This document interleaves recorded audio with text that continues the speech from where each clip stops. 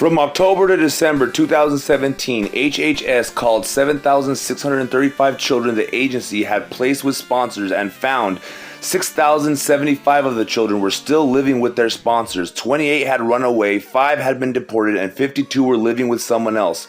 The rest were missing, said Stephen Wagner, acting assistant secretary at HHS. Missing!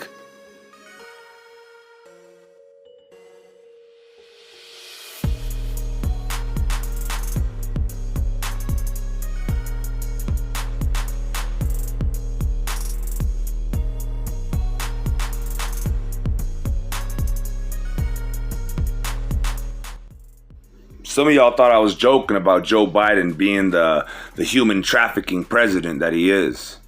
Well, I wasn't. I wish I was. Welcome, cartel members. My name is Julio Hawkes, and I am the Theorizing Theorist. And today we're going to be going over a couple of things. The minors at the border being one of them. Now, Citizen Man is giving me an opportunity to reach out to his audience as well. So I'm going to take a couple of extra seconds to do a channel recognition or channel identification, whatever. But I'm going to say that towards the end. But for now, we're going to focus on these children. A surge of unaccompanied minors at border poses challenge of Biden administration. So if you haven't heard, there's 7,000 children from February, just 1 month, and I think it's 13,000 predicted for this month of unaccompanied minors crossing into the United States. Now, there's videos of these coyotes that look like moms with 80 kids walking across the border, and it's insane to think that nearly 500 children arrive each day. And it's actually more than that when we get into the details, and you're going to see. I just want to give you the headlines and bring attention to the main headline I wanted to bring attention to, which was the Biden being the king human trafficker.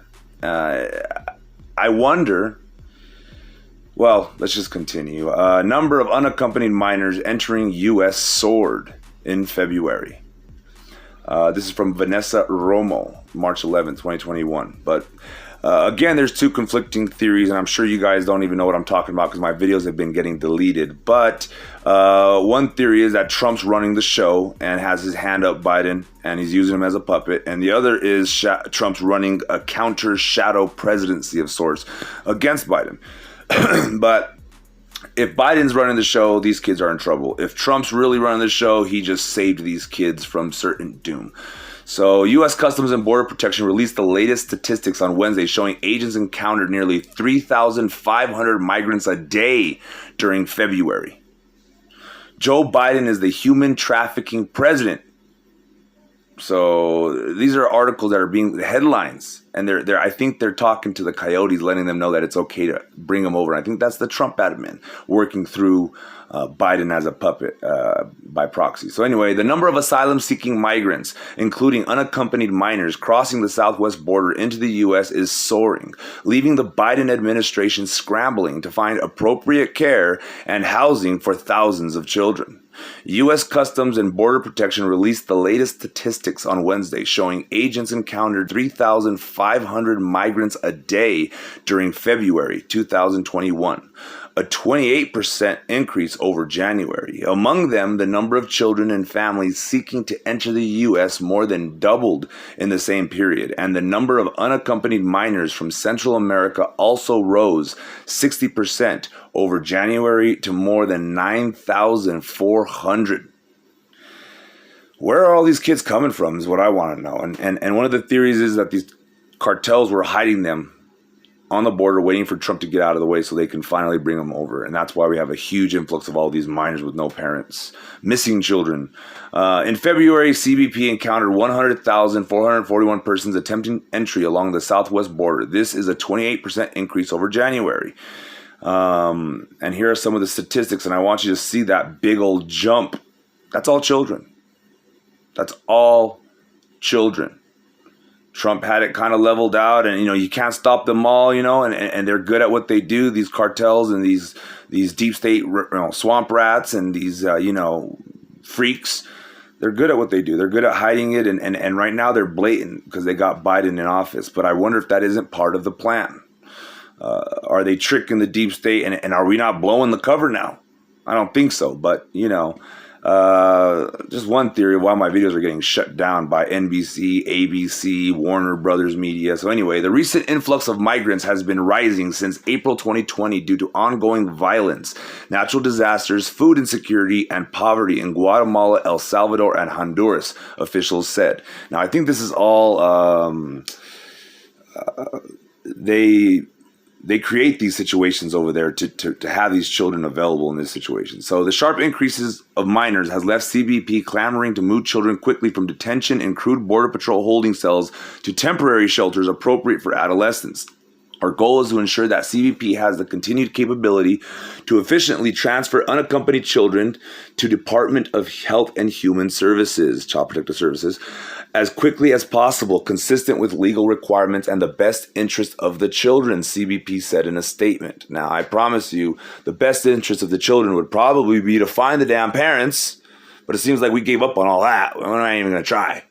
The Biden administration is mobilizing the Federal Emergency Management Agency, FEMA, which is known for responding to natural disasters and other crises, to support an effort over the next 90 days to process the growing number of unaccompanied migrant children arriving at the U.S. southern border. The Department of Homeland Security, and this guy is a doozy, the leader of this, we're going to talk more about him in a second, said in a statement Saturday evening that the federal government is working to move unaccompanied children from U.S. Customs and Border Protection to the Department of Health and Human Services and place them with a family member or sponsor until their immigration is adjudicated. As NPR's Franco Ordonez and John Burnett reported Thursday, a record number of minors are being held in warehouse-like detention facilities run by Customs and Border Protection as the number of children arriving at the border without parents, I'm assuming it's going to say, give it a second here, their parents grow faster than the Biden administration is able to transfer them. So again, they're funneling them all into the Child Protective Services, the foster care system, right? And we all know how that works. I am incredibly proud of the agents of the Border Patrol who have been working around the clock in difficult circumstances to take care of children temporarily in our care. Now, you're going to find out it isn't so temporary.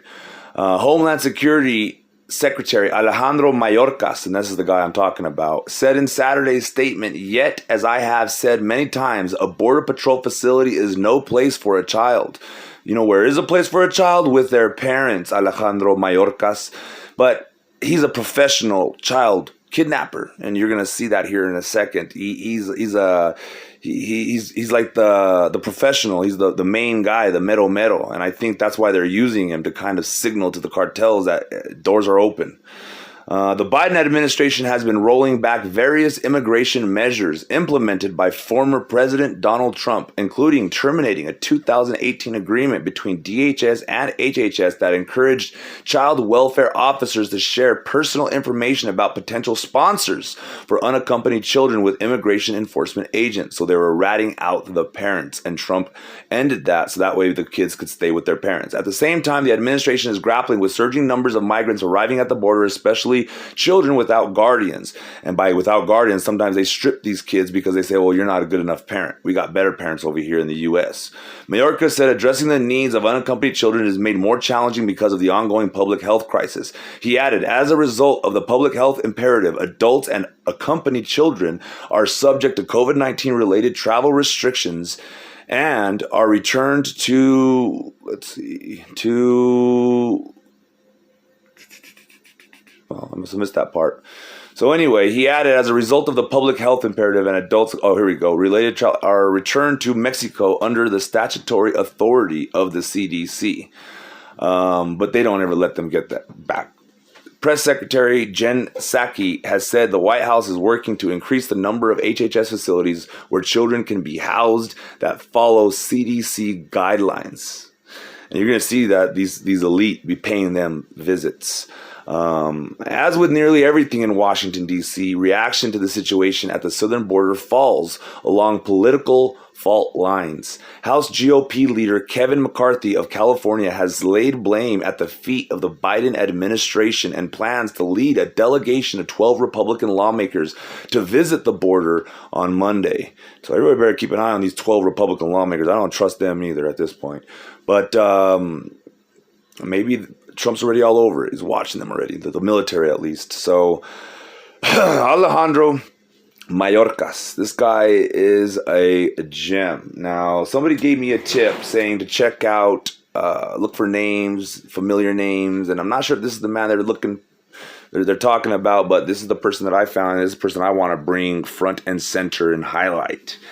It doesn't look good for the children, but again, I think that if it's the military, they're trying to signal to the cartels and the coyotes and the traffickers over there that, hey, business is back up and running as normal. Please bring us your children that you had hid in the past 4 years. And that's how Trump is able to lure out these, coyotes with these beautiful children and save them, hopefully, in my opinion. Or it could be the other way around, and Biden is just showing the cartel members, hey, we're back in business, baby. So hopefully it's not that one, and I like to think that it's the other one. So you see here, he's an American lawyer and government official, okay, and he's the head of the Department of U.S. Of Homeland Security.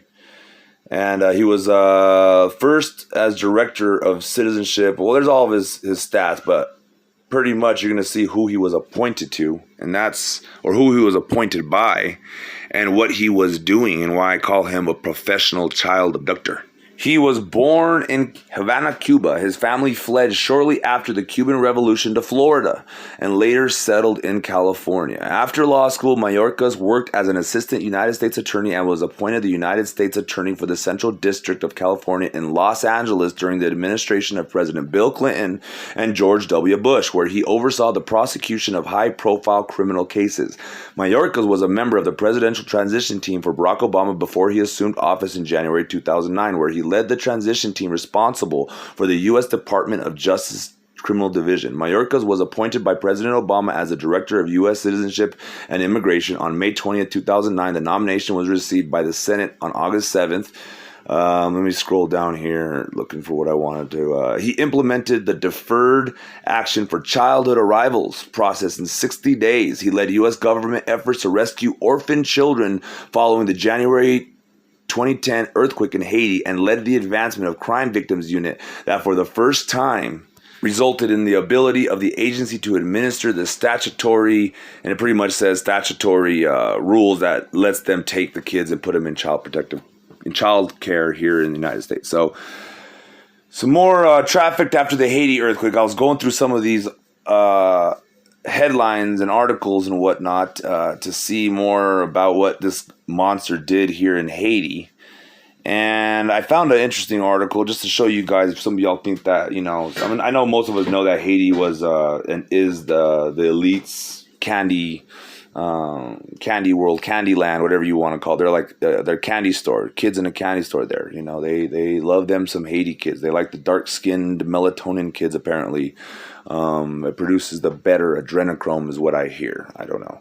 So many Haiti orphanages run by child traffickers, says J.K. Rowling's charity.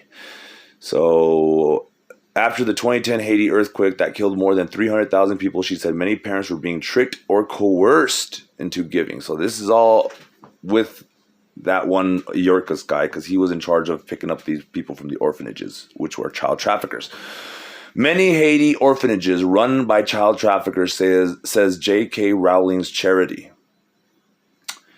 So this is from London, Thomas Reuters Foundation. 4 in 5 children living in Haiti's orphanages have at least one living parent and are sold or given to the homes on false promises of an education or medical care, according to a charity founded by British author J.K. Rowling. Now, you know who else does that? It was the LeBaron family. The family that got killed by the cartel, supposedly, which I think was actually a United States operation. It was Trump saving these children. But they were sending Mexican locals, women, to the rich elite in New York on the promise of a better education and all that. So anyway, London-based charity Lumo said many orphanages in the poor Caribbean nation were run by enterprising traffickers who starved and beat children to attract sympathy and money from well-intentioned donors. Yeah, right. When people heard the word orphanage, they imagine that it's a good thing or they imagine that it's necessary. Lumo's chief executive, Georgette Mulcair, told the Thomson Reuters Foundation on Tuesday. And that's their gig. That's how they get away, operate in plain sight, Never mind the fact that they created all these situations. Now, there's some rumor that Haiti, the earthquake, was caused by HAARP, a weather modification, where they bounce a bunch of ions into the outer sphere, the inner sphere, whatever, and it bounces back a lot of energy and it creates earthquakes. They say they even did that in Japan to that nuclear thing. They were blackmailing them. So anyway, they do not imagine that so many orphanages are actually trafficking, beating, sexually abusing, and starving children. After the 2010 Haiti earthquake that killed more than 300,000 people, she said many parents were being tricked or coerced into giving their children to orphanages. So we also heard about that Laura Silsby. You remember her, right? We'll talk about her in a minute. But entrepreneurial people have seen that foreigners love giving money to orphanages. And because of that, they just set them up and they pay child finders to recruit children, Mulcair said. So I think that's somewhat true, but it goes a little bit more sinister and deeper than that. So such child finders track down poor families and convince them to give up their children or offer to pay for prenatal care of pregnant women and take their child as a form of repayment, she said. There are about 3,200 children living across 760 orphanages in Haiti, but only 15% of those institutions are officially registered, Lumo said in a report. It said children living in Haiti's orphanages are more likely to be trafficked or go missing due to the lack of official records. So that's a lot of kids that are just, it's like a candy land. You know what I'm saying?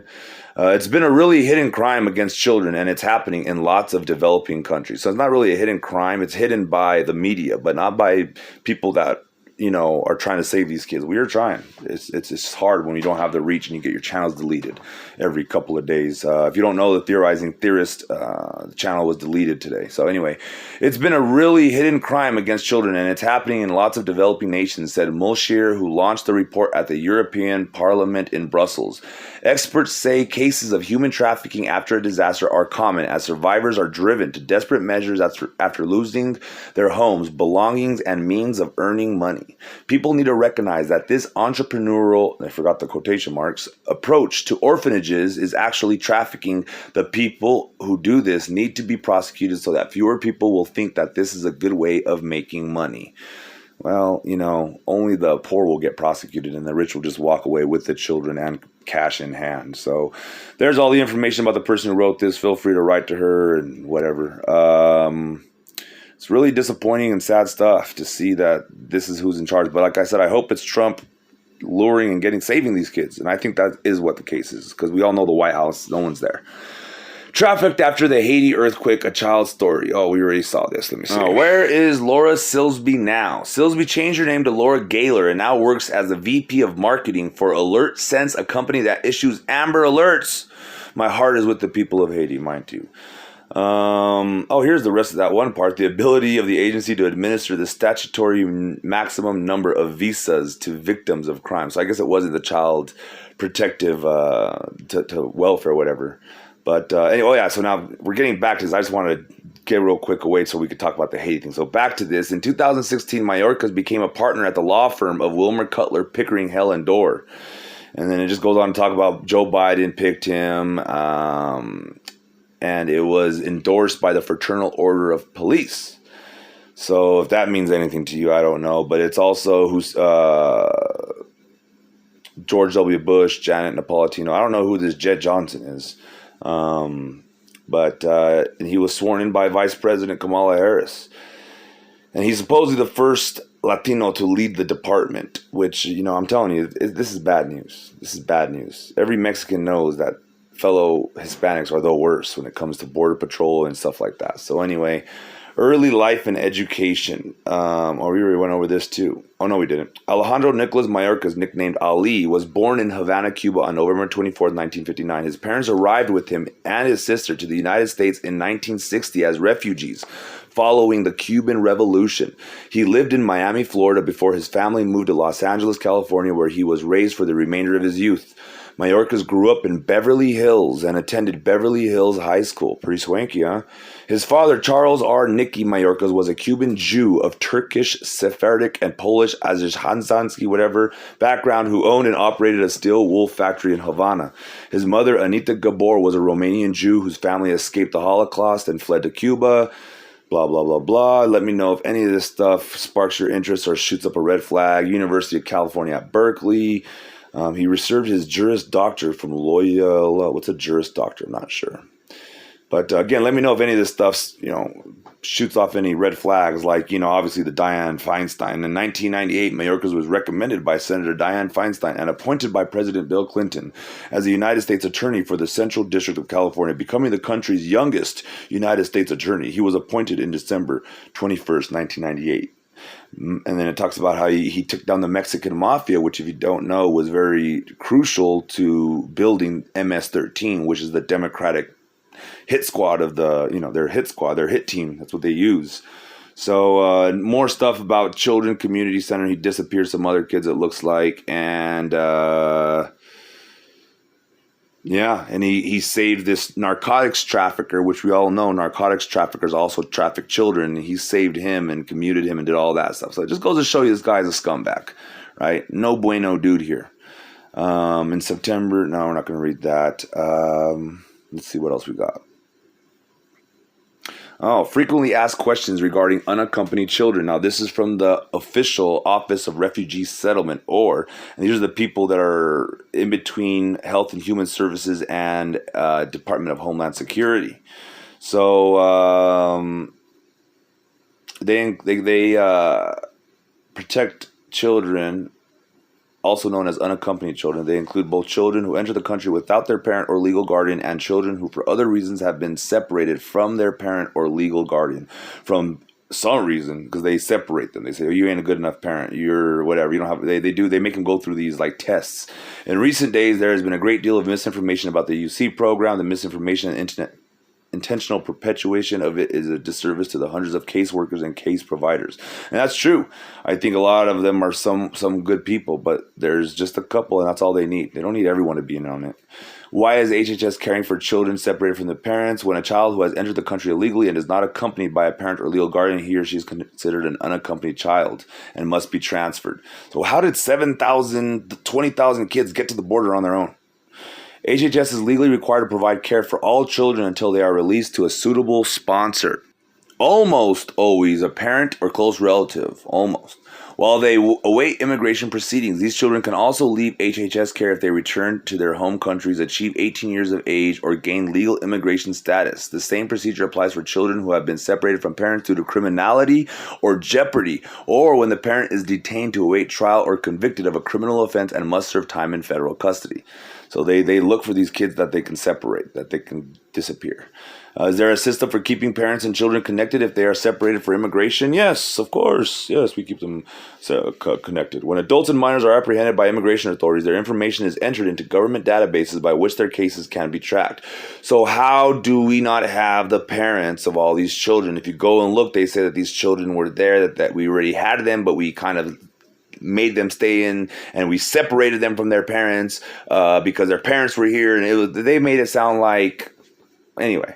All minors in HHS care are assigned case managers. In the circumstances of children whose parents are in federal custody, the case managers are in contact with the parents, ICE case managers, ICE agents, and other federal law enforcement officials in order to verify their relationship and put the parents and children in communication. U.S. Public Health Service Commission court officers and other resource staff have been deployed to DH facilities to assist parents in communicating with their children. In reality, assist with separating them from their children.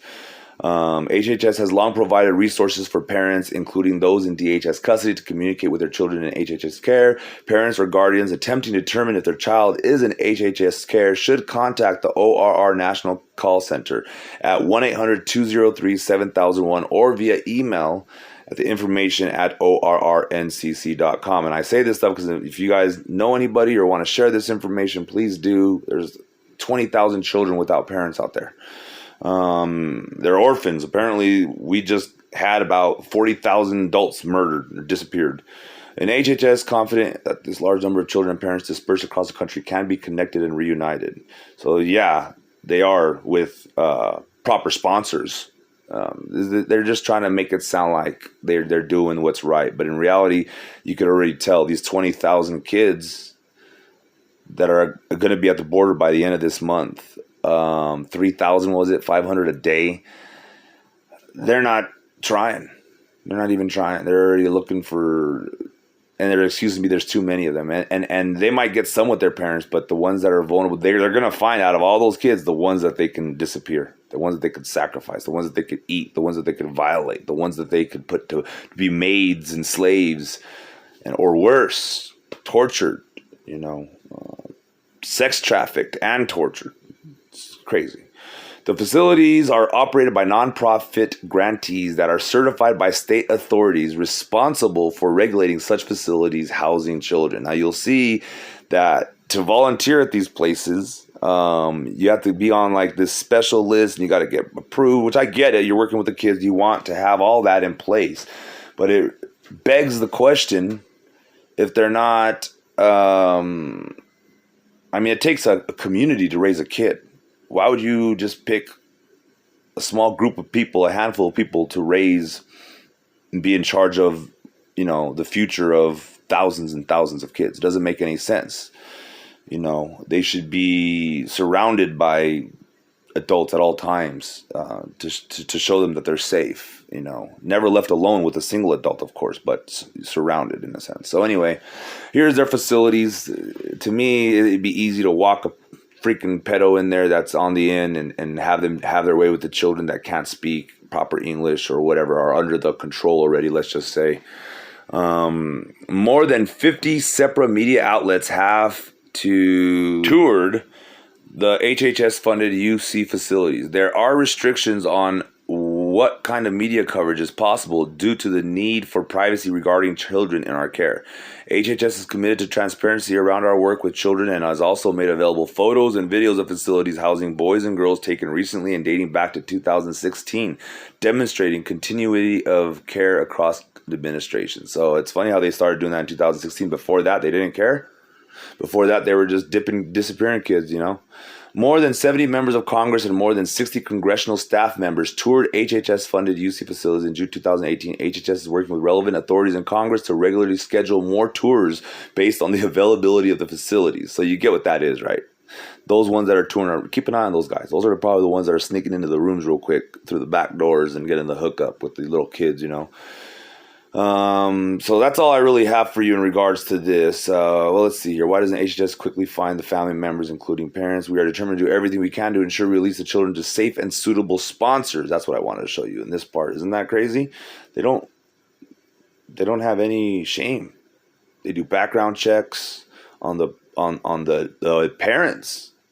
Anything, they try to find anything they can do to separate these parents from their kids.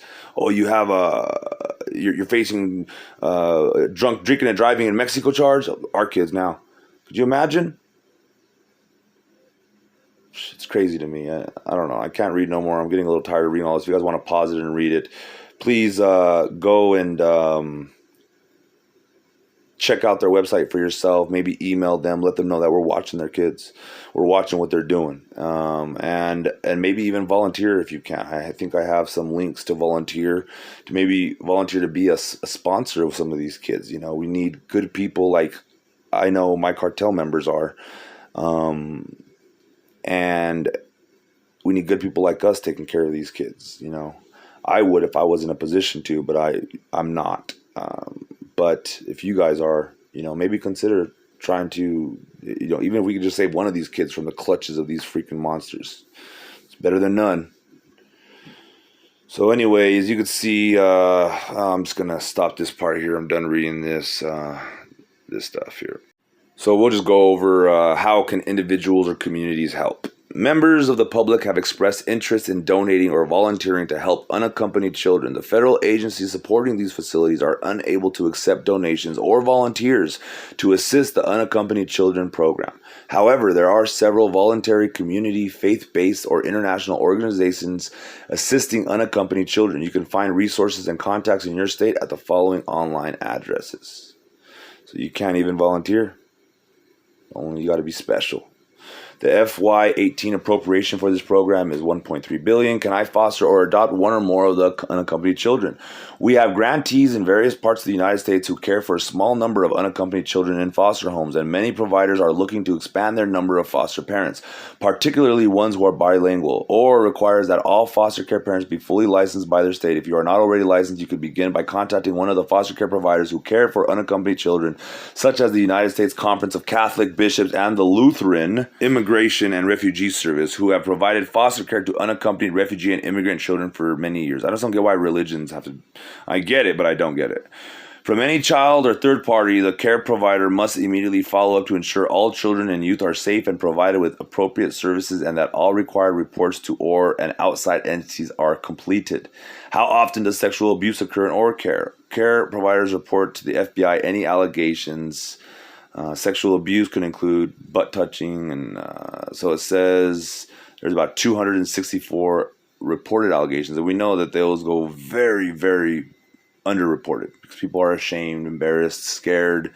So the fact that 250 people could have came out in a year or whatever it was shows you that that's a lot of rapes happening, a lot of assaults happening in the care in the care of these foster people. So we know that it's true. That's just the ones that they're reporting. What about the ones that are disappearing? Oh, it's a runaway. Go look at the Walmart wall of runaways, missing kids. How many of those do you think came out of foster care and are just missing now? That's all I have for you guys today. Hope you enjoyed it. Please check the description to support this channel, and also subscribe to the other channels that are there. You guys know the routine. As always, to God be the glory.